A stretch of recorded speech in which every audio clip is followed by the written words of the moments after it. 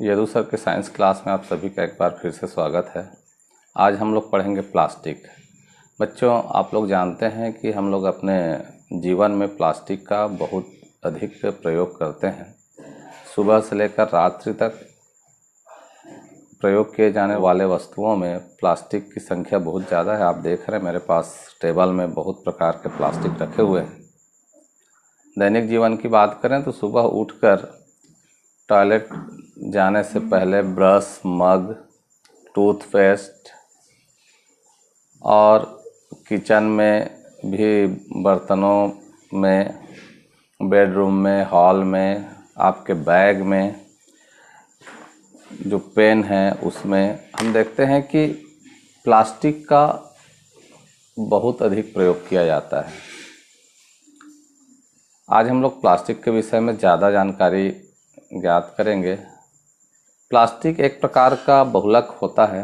एक ही प्रकार की छोटी छोटी इकाइयों से मिलकर जो बड़ी इकाई बनती है उसे हम बहुलक कहते हैं। तो प्लास्टिक भी बहुलक है। इसका मतलब यह है कि यह छोटी छोटी इकाइयों से मिलकर के बड़ी इकाइयाँ बनती हैं और यह बहुलक का उदाहरण होता है। अलग अलग प्रकार के प्लास्टिक में अलग अलग प्रकार की इकाइयों की व्यवस्था होती है। इसमें जो इकाइयों की व्यवस्था है दो प्रकार की होती है। पहली जो व्यवस्था होती है इकाइयों की उसे कहते हैं रेखीय इकाई, जिसे आप चित्र के माध्यम से समझ सकते हैं। दूसरी प्रकार की जो इकाई हो व्यवस्था उसे कहा जाता है तिर्यक इकाइयों की व्यवस्था। प्लास्टिक को बहुत आसानी से ढाला जा सकता है, बेल करके इसे चद्दर बनाया जा सकता है और खींच करके तारों के रूप में परिवर्तित किया जा सकता है। बच्चों, पॉलीथीन, पॉलीधन एथीन बहुत ज़्यादा प्रयोग होने वाला प्लास्टिक का एक उदाहरण है और पॉलीथीन एथीन का बहुलक होता है। हम लोग दो गतिविधियां करेंगे। एक गतिविधियों में उनको मोड़ के देखेंगे और दूसरी गतिविधि में गर्म करके देखेंगे कि गर्म करने पर प्लास्टिक से बनी वस्तुएं विकृत होती हैं नहीं होती हैं। सबसे पहले मैं एक पाइप लेता हूं जो कि प्लास्टिक से बना हुआ है। ये आप देख रहे हैं बहुत आसानी से मुड़ जा रहा है और गर्म करने पर विकृत भी हो रहा है।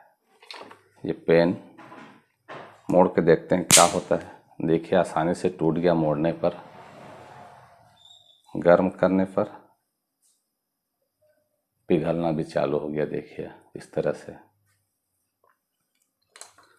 पेन का ही एक और उदाहरण है। मोड़ने पर आसानी से नहीं टूट रहा है। देखिए मुड़ जा रहा है। गर्म करने पर विकृत हो जा रहा है। ये इस प्रकार से। ये देखिए पॉलीथीन तो मोड़ने से बहुत आसानी से मुड़ जाता है।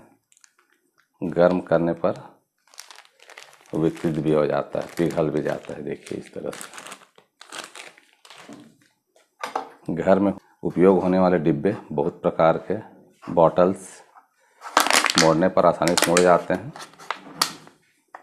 और गर्म करने पर बहुत आसानी से विकृत भी हो जाते हैं। देखिए इस तरह से।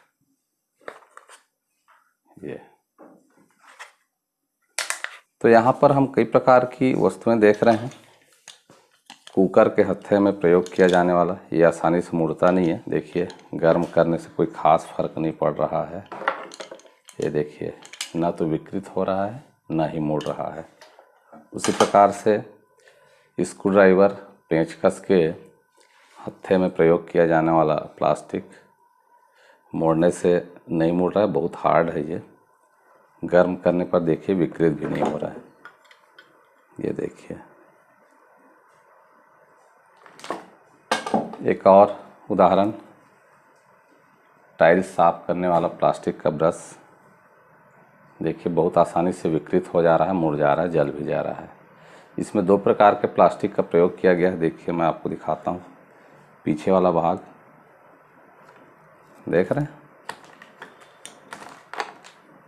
ये गर्म करने पर भी बहुत आसानी से विकृत नहीं हो रहा है। ये देखिए तो इस प्रकार से हमने अभी बहुत से प्रकार के प्लास्टिक का उदाहरणों के माध्यम से समझने का प्रयास किया है कि कौन सी वस्तुओं को मोड़ने पर आसानी से मुड़ जाती हैं और कौन से प्लास्टिक को मोड़ने पर या गर्म करने पर आसानी से विकृत नहीं होते हैं। बच्चों, प्लास्टिक दो प्रकार की होते हैं। तो ऐसे प्लास्टिक जो गर्म करने पर आसानी से विकृत हो जाते हैं या उनका आकार बदल जाता है, उन्हें हम थर्मोप्लास्टिक कहते हैं। जैसे कि पॉलीथीन, बॉटल, पाइप। यह पाइप भी, क्योंकि यह भी बहुत आसानी से विकृत हो जाता है। ये जो टॉयलेट क्लीनर का बॉटल है, तो आप समझ सकते हैं कि पॉलीथीन और पीवीसी इसके मुख्य प्रकार के प्लास्टिक हैं जिन्हें हम थर्मोप्लास्टिक के नाम से जानते हैं। इनको गर्म करने पर ये आसानी से विकृत हो जाते हैं। दूसरा प्रकार का जो प्लास्टिक है जिसे गर्म करने पर आसानी से विकृत नहीं होते हैं, मुड़ते नहीं हैं, एक बार यदि इनको साँचे में ढाल दिया जाता है तो फिर इन्हें गर्म करके हम इनका आकार नहीं बदल सकते हैं। ऐसे प्लास्टिक को थर्मोसेटिंग प्लास्टिक कहा जाता है। थर्मोसेटिंग प्लास्टिक दो प्रकार के होते हैं मुख्यतः, बेकेलाइट और मेलामाइन। थर्मोसेटिंग प्लास्टिक का जो प्रथम प्रकार है बेकेलाइट, बेकेलाइट का विद्युत का कुचालक होता है और ऊष्मा का भी कुचालक होता है। तो इसलिए इसका उपयोग जो स्विच होते हैं उसको बनाने में, बिजली के अन्य उपकरणों में जैसे टेस्टर, स्क्रू ड्राइवर, इसके अलावा बर्तनों के हत्थे आदि बनाने के काम आता है। दूसरा प्रकार का जो थर्मोसेटिंग प्लास्टिक होता है जिसे हम मेलामाइन कहते हैं, विद्युत और ऊष्मा दोनों का कुचालक होता है। मेलामाइन एक बहु उपयोगी पदार्थ है। यह आग प्रतिरोधक भी है तथा अन्य प्लास्टिक की अपेक्षा ऊष्मा को सहने की क्षमता मेलामाइन में अधिक है। इसका उपयोग बहुत प्रकार से होता है, जिसमें प्रमुख रूप से रसोई घर के बर्तन के हत्थे बनाने में, अग्नि प्रतिरोधक कपड़े बनाने में, जिसका उपयोग अग्निशामक यंत्रों के साथ काम करने वाले कर्मचारी किया करते हैं।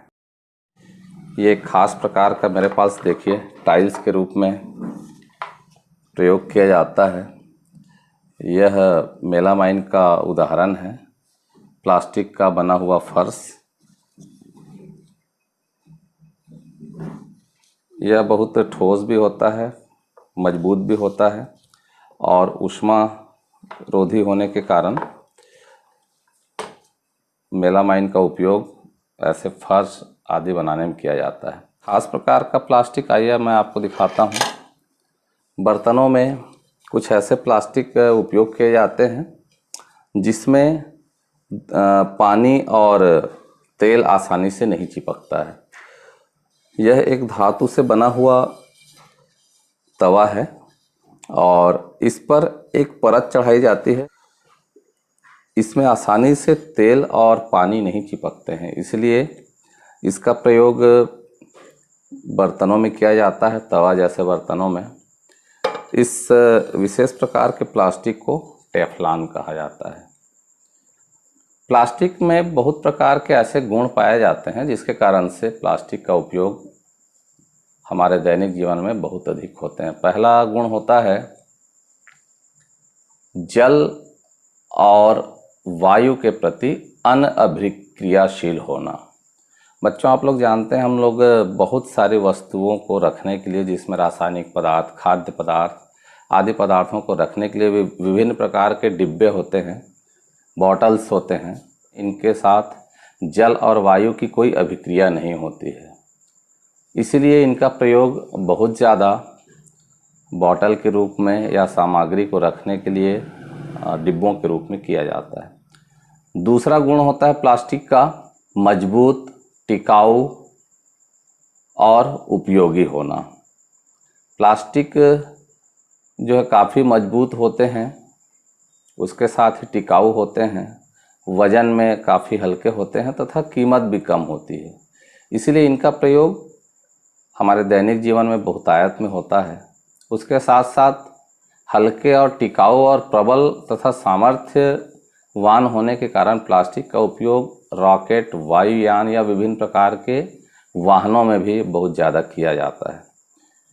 तीसरा जो गुण होता है, प्रमुख गुण, विद्युत और ऊष्मा का कुचालक। हमारे दैनिक जीवन में हम लोग बहुत प्रकार के विद्युत सामग्री का इस्तेमाल करते हैं, विद्युत उपकरणों का, और उस पर जो वायर, केबल का जो प्रयोग किया जाता है उसके ऊपर प्लास्टिक की कोटिंग होती है। प्लास्टिक विद्युत का कुचालक होता है, इसीलिए इसका उपयोग विद्युत उपकरणों में किया जाता है। इसके अलावा ऊष्मा का कुचालक होने के कारण हमने देखा अभी, ऊष्मा कुचालक होने के कारण अग्निशामक यंत्रों के साथ काम करने वाले जो कर्मचारी होते हैं उनके वस्त्र जो है बनाए जाते हैं। तो इस प्रकार से प्लास्टिक बहुत उपयोगी होने के कारण और इसमें विभिन्न प्रकार के उपयोगी गुण होने के कारण हमारे दैनिक जीवन का यह एक हिस्सा बन चुका है और प्लास्टिक का उपयोग बहुतायत में किया जाने लगा है।